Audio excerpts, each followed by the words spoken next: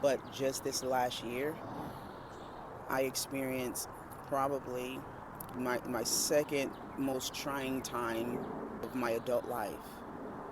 Felt, have you ever had something happen to you that you feel like there's no way in the world I deserved this? Something that you worked so hard for, dedicated time for, invested your energy in, and it was taken away from you. And honestly, maybe the hardest part isn't that it happened, because that is hard, but the hardest part is that you can't seem to shake it. You can't seem to shake the feeling that it caused. It means you've been holding on to this thing daily, dealing with it daily, silently dealing with it, trying to, make it seem like everything is okay. Keep going on with your day. If you have family, you keep a disposition that doesn't let on that you're experiencing something totally distressing on the inside.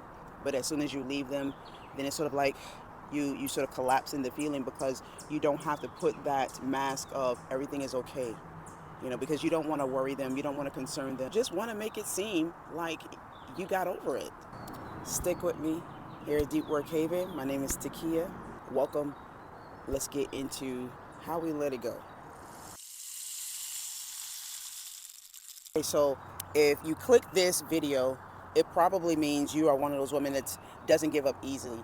You have this internal desire to do what's right in the world, maybe advocate for others, advocate for yourself. You are a person that is going to sit in those rooms and speak up against injustices, speak up and be the voice of those who you feel are voiceless, or themselves they feel they're voiceless. You show up. You are a support system.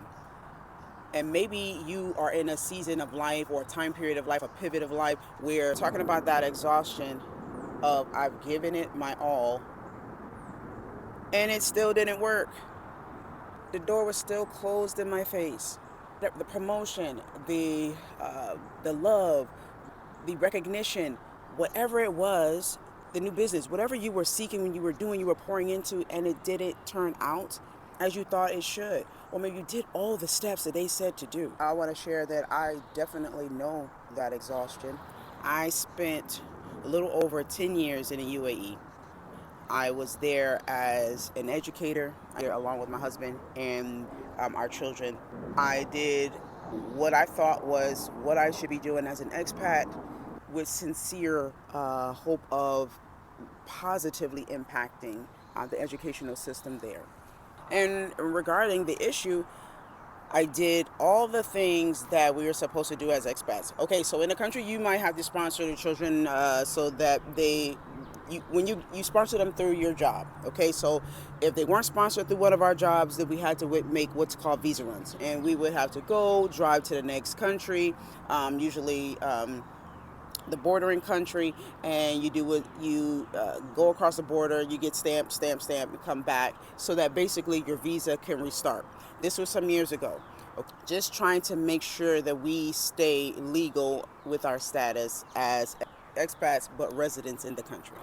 But here's where it starts to get a little janky, because what I didn't know or understand properly was that within the last couple years, they were making changes with the visa.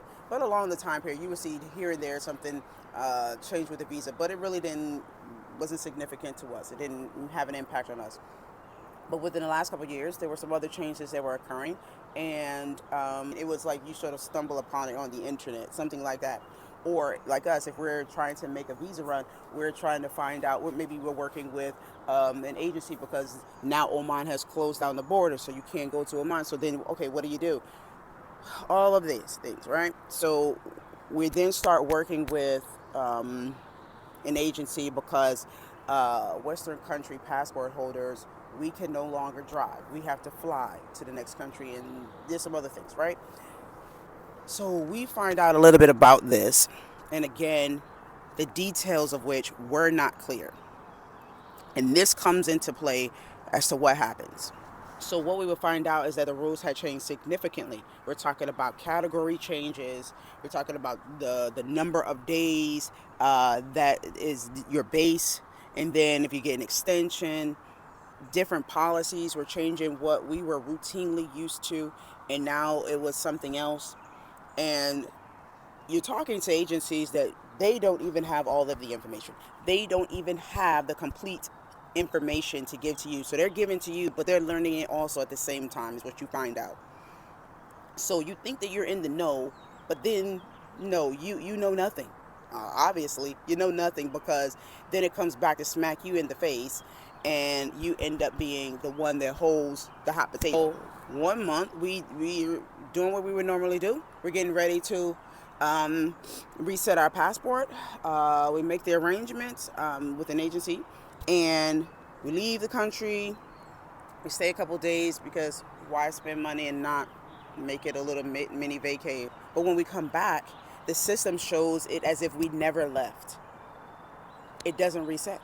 It just continues on the visa that we left the country with. That means from that point on, fines. Fines per day per person. And there were 5 of us. So we go into solve mode, of course, at this point, because this makes no sense. I'm trying to take us out of the country so that we don't get in any issues with any visa issues, any trouble, and I come back in trouble, right? He advised us to go back. We go back. We go to the airport. We go to other customer service offices. We go to different Emirates. We're talking to everybody under the sun, trying to find out what happened, explain what we did, what we were trying to do. But each one said, sorry, like basically, sorry, we can't do anything about it. Or you had people that understood that something was wrong, but they said they still couldn't do anything about it because maybe it wasn't their emirate, or maybe it wasn't under their jurisdiction. No, no, no, no, no. We can't help. Go here, go here, go here. You can imagine what we were going through, not just financially, although that was an issue and that was going to be a big issue, but as a family, you know, trying to do what we thought we were supposed to be doing. Talking to whoever we were supposed to be talking to, taking the steps, the paperwork, etc. It was so exhausting and defeating all at the same time.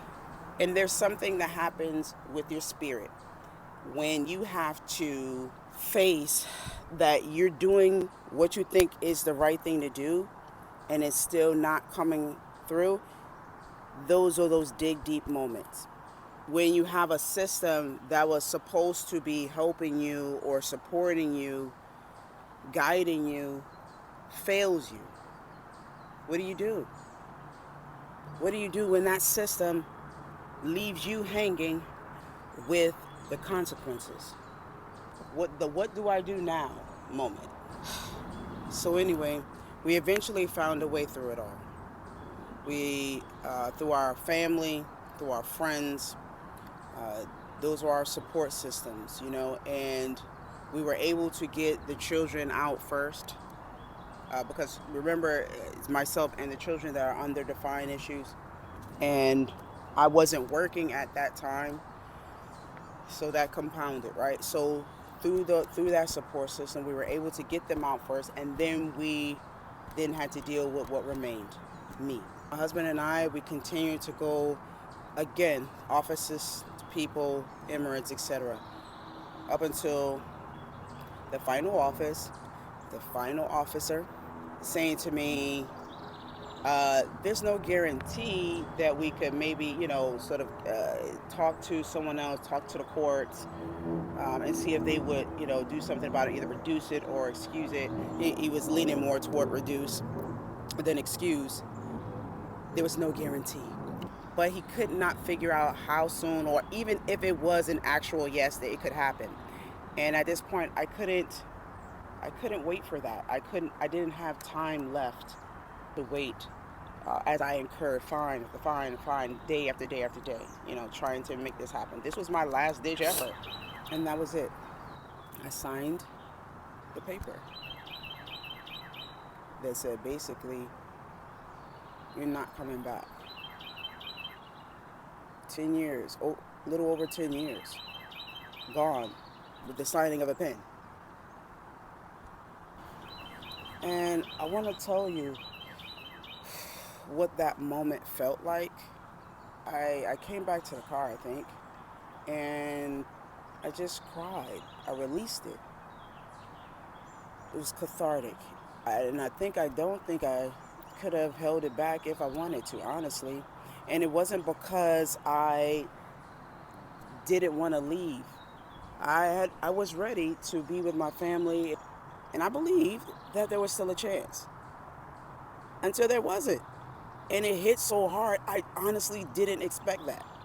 I did not expect to feel that way because I was really frustrated up until this point. I'm like, it could be whatever they want it to be. I'm done. I don't care. But your body will not lie to you. And we must listen.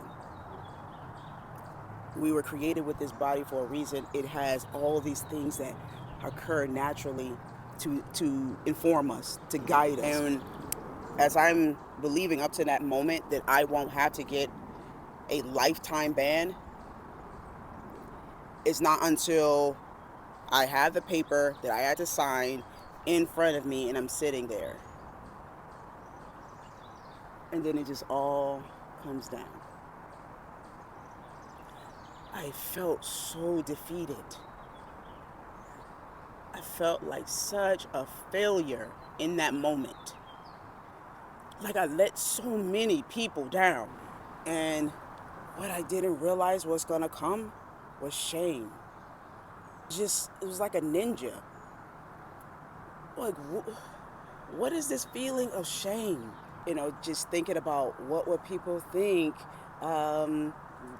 about this. Like, I know what happened, but saying that you're banned from a whole dang country, that's big. That's a big deal. You're not a criminal. But does it give criminal ideas in people's minds? It angers people. It confuses people. But there was a level of like, I really have to explain. I'm going to have to explain this. Or just, am I now not going to be able to do the things I need to do in other places around the world? How is this going to affect me? Or asking myself, how did I get here? Then you start to get yourself together and you start to put things into perspective. So I have a band. Okay. It doesn't define who I am. It doesn't define my worth in the world with my creator. It doesn't make me who I am. But that was the intellectual part coming in, the common sense part coming in.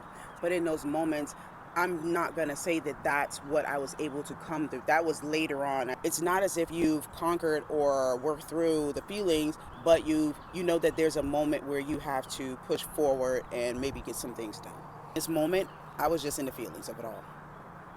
I was just still in the defeat of it all, the shame of it all, the guilt, the regret, everything of it all. That's where I was in that moment, looking at the paper and realizing that was my last hurrah. That was my last shot at this thing to prevent a lifetime ban for myself.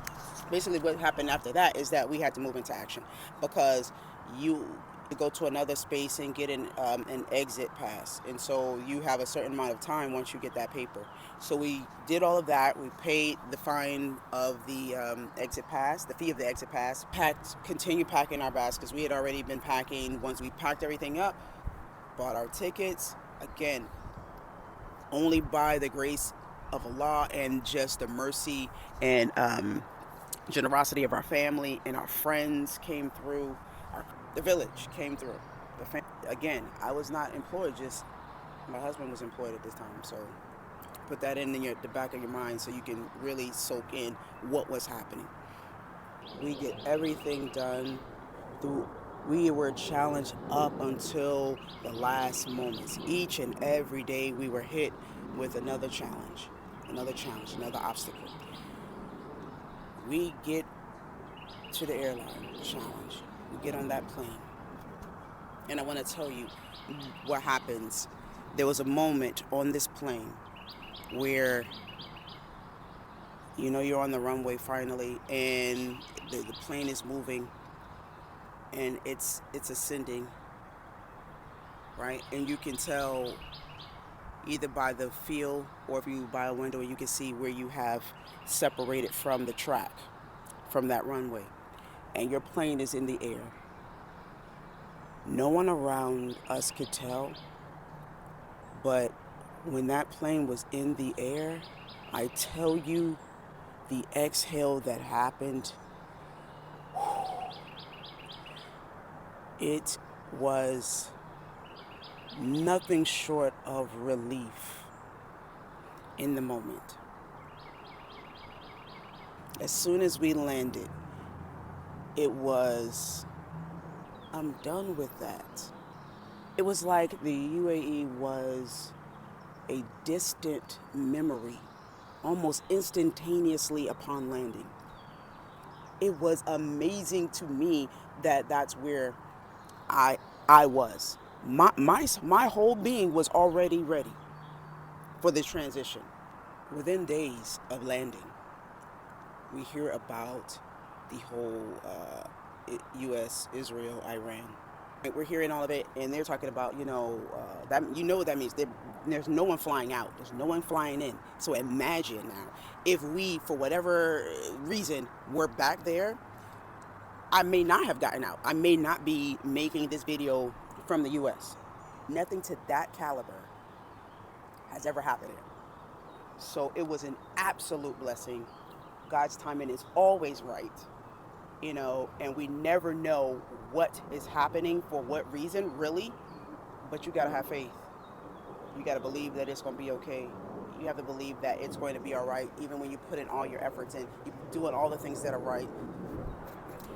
You do it, everything that they ask you to do, and it still doesn't show up like you want it to, or how you thought it was going to show up.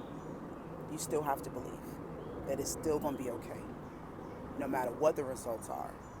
And you have to know that this comes with the territory of success in this and the next life. Trials are a part of it. Obstacles are a part of it. So I share all of this today because I don't think my story is as unusual as it sounds. Yes, the circumstances are a little crazy, but at the root of it all is a story that is experienced by many of you. I believe it's that feeling that I talked about, the feeling that you have been marked by something or some situation, and unfairly. You have put your all in something and it not turn out as they said it would, or you thought it would, or you're carrying a consequence. I'm shaking the camera. You're carrying a consequence that you should not have had to carry. It was someone else's to carry, honestly, but it's attached to your name. You're holding on to a mistake made by somebody else, but you're bearing the weight of the mistake. You're fighting the good fight, staying positive, staying optimistic, and you have to walk away with something different than what you had anticipated. And maybe you know exactly what your version of this story is. Maybe you're in the middle of it and you really can't see clearly the end of it yet. And you came across this video. So I wrote a guide, and I'm calling it, I'm going to go with this, Banned But Not Broken. It's a spiritual guide to unwanted transitions. I wrote it from within the season, within the experience, not on the other side of it. And from that perspective, I definitely feel that any woman who is or has experienced something like this can receive benefit from the guide. There's always something where basically if you've gone through something and you made it through, you can share what worked. It may work for someone else and it may not. And that's what I hope for this guy. I hope and pray that it will help someone else transition through some unwanted experience. And so this is for the woman who has fought through something unjust, has fought faithfully and still lost something in the process, who is carrying more than she should, and doesn't know how to release it yet. because she doesn't have the words or the framework or the tools to actually put it down. The link is in the bio. It's written so that you're not just reading about someone else's story. It's you're internalizing, what does this look like in my life? It's to help you hear yourself. It's to help you listen to what's happening. There is a prayer that's added that's specifically for women experiencing this season of life. Take care of yourself and peace.